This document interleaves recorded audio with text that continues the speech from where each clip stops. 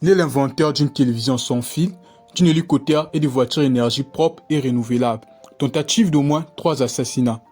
Aujourd'hui, je te raconte l'histoire de Maxwell Chikumbotso, l'ingénieur zimbabwéen dont le parcours est aussi grand que ses inventions. Accroche-toi et installe-toi. Maxwell est né le 10 novembre 1980 au Zimbabwe. Il est le deuxième de sa famille, d'un père électricien et d'une mère au foyer.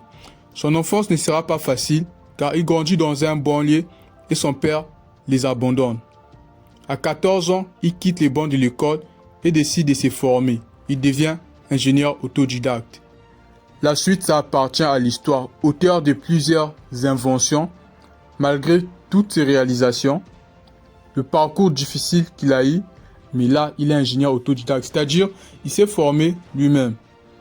La science a toujours eu pour but de faciliter la vie de l'homme. Aujourd'hui, un ingénieur vient, il innove, il invente, c'est une révolution, c'est pour aider. On parle de pollution, lui il apporte de l'énergie propre, verte et renouvelable.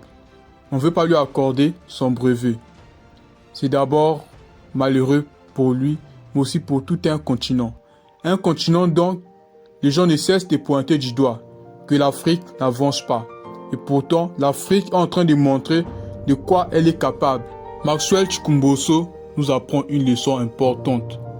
Malgré tout ce qu'il a vécu, il n'est pas impossible d'atteindre ses objectifs. Le dehors est mauvais, c'est vrai.